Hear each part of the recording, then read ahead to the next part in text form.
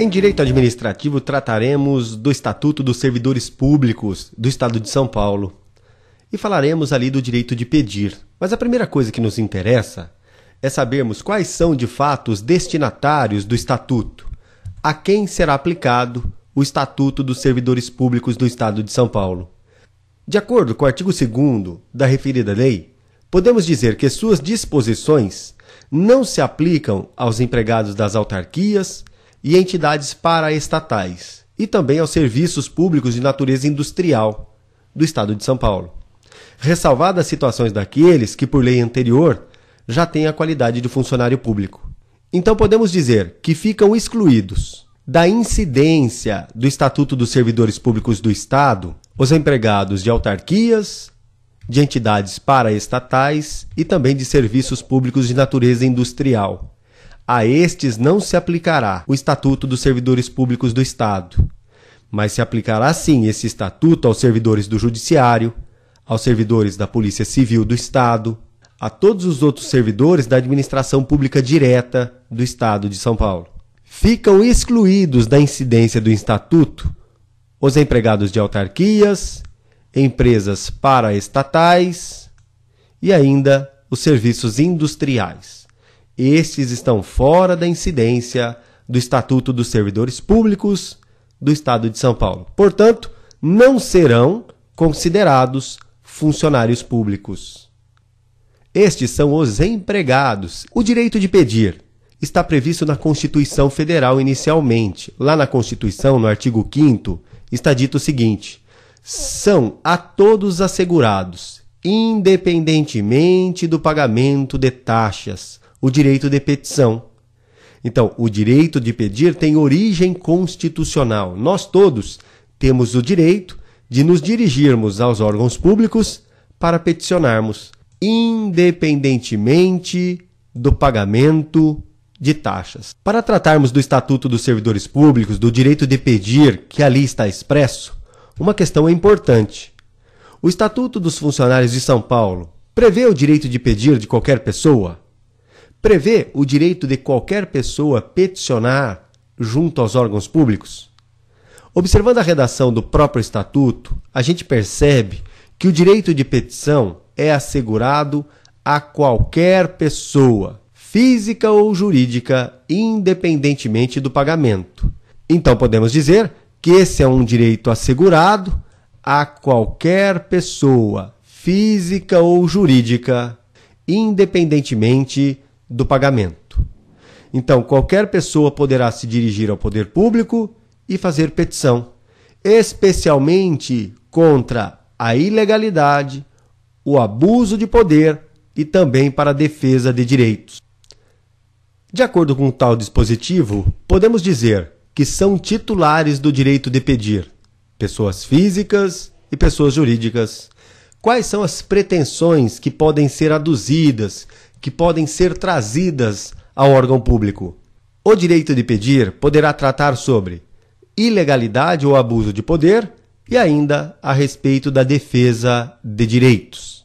Então nós temos os titulares e as pretensões. Titulares, pessoas físicas e jurídicas, e as pretensões que podem ser aduzidas, o objeto do direito de pedir.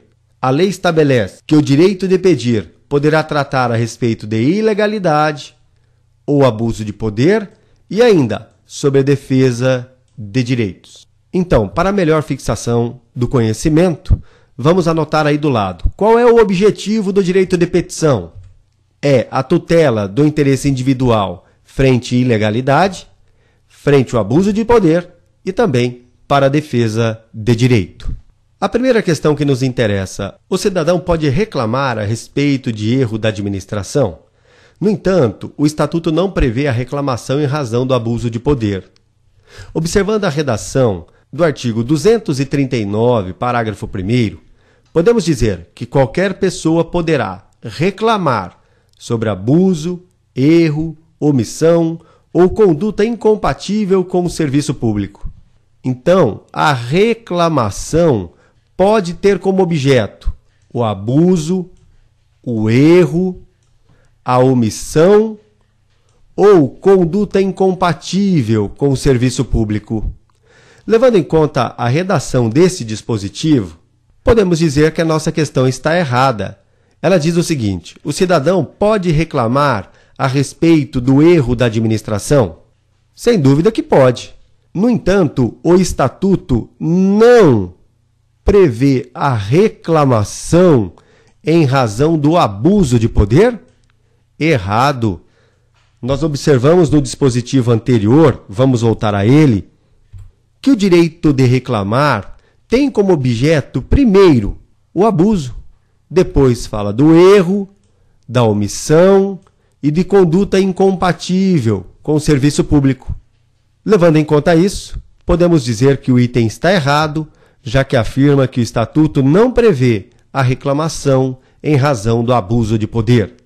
Sobre o tema, devemos ressaltar o seguinte: qualquer pessoa poderá reclamar sobre o abuso, o erro, a omissão e a conduta incompatível com o poder público. Quando, então, esse direito de pedir é exercido pelo cidadão, pelo particular, tem o nome de reclamação.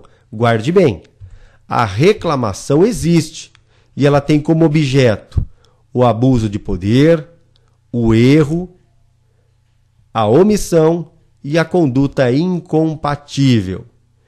Esta reclamação é exercida por quem? É exercida pelo particular, por qualquer pessoa, física ou jurídica. Uma outra pergunta surge: a administração pode, em virtude do poder discricionário, recusar-se a protocolar, encaminhar ou apreciar essa petição? Ora, se o direito de pedir existe, desse direito de pedir tem que decorrer, é certo e é óbvio, o direito de obter uma manifestação do poder público.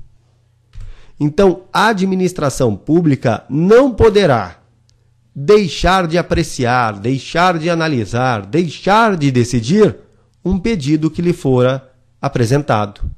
Lá no artigo 239, parágrafo 2º, nós temos a seguinte afirmação: em nenhuma hipótese a administração poderá recusar-se a protocolar, encaminhar ou apreciar a petição, sob pena de responsabilidade do agente público. Então, guarde bem, em razão disso, a doutrina tem afirmado que é consequência do direito de petição o direito de obter do Estado, obter do poder público uma decisão, favorável ou não, mas a decisão tem que existir. Então, o Estado não poderá, em hipótese alguma, deixar de apreciar o pedido. Levando em conta isso, podemos responder a nossa questão. E a questão é a seguinte: a administração pode, em virtude do seu poder discricionário, recusar-se a protocolar, encaminhar ou apreciar essa petição? Errado. O direito de pedir pressupõe, sim, o direito a uma decisão a respeito da pretensão do interessado. Vamos à próxima questão. De acordo com o Estatuto, é assegurado o direito do particular de representar contra abuso de poder? Olha a expressão que é utilizada na questão, hein? Representar. O particular tem o direito de representar em relação a abuso de poder? Não. Nós já sabemos que o particular tem o direito a reclamar. O nome é outro. Quando se fala de representação, eu não estou falando de um pedido, de uma manifestação do particular, mas sim de um servidor público. Observe adiante. Lá no artigo 240 está dito o seguinte: ao servidor é assegurado o direito de requerer ou representar, bem como nos termos da lei complementar, pedir reconsideração ou recorrer das decisões no prazo de 30 dias. Então, quando se fala de servidor, estamos falando do direito de representar. Já no artigo 239, o particular tem o direito de reclamar. Então, qualquer pessoa poderá reclamar sobre o abuso, o erro ou a omissão. O particular tem o direito de reclamar. O servidor tem o direito de representar. Agora vamos à questão.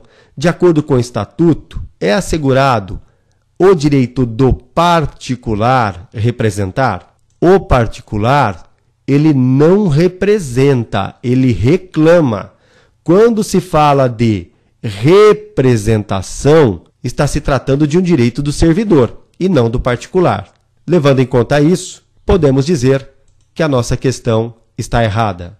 Agora observe, vamos aqui detalhar um pouco o que nós temos no artigo 240 a respeito do servidor. Ao servidor é assegurado o direito de requerer ou representar, bem como o direito de pedir reconsideração e de recorrer.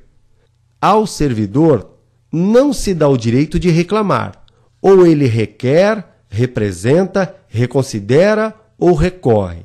Não há como direito do servidor reclamar. A reclamação é direito do particular.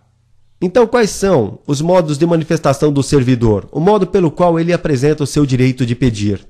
Nós temos o requerimento, a reconsideração, o recurso e a representação.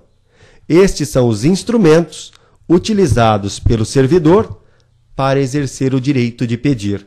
Mas qual é o prazo para que o direito de pedir de fato se realize, especialmente no que se refere à reconsideração e o recurso? O prazo será de 30 dias, salvo previsão legal específica em sentido contrário. Quais são os instrumentos dos quais o servidor se valerá para exercer o seu direito de pedir? Aqui nós teremos o requerimento, a representação, a reconsideração e o recurso. Agora vamos resolver essa questão adiante. O pedido de reconsideração deve ser feito no prazo de 60 dias, a contar da ciência do ato impugnado? De acordo com o Estatuto dos Servidores Públicos, mais precisamente de acordo com o artigo 240, ao servidor é assegurado o direito de pedir reconsideração. Este deverá ser realizado no prazo de 30 dias, salvo previsão legal em sentido contrário, salvo previsão específica. Com isso, nós temos condição de resolver a nossa questão adiante.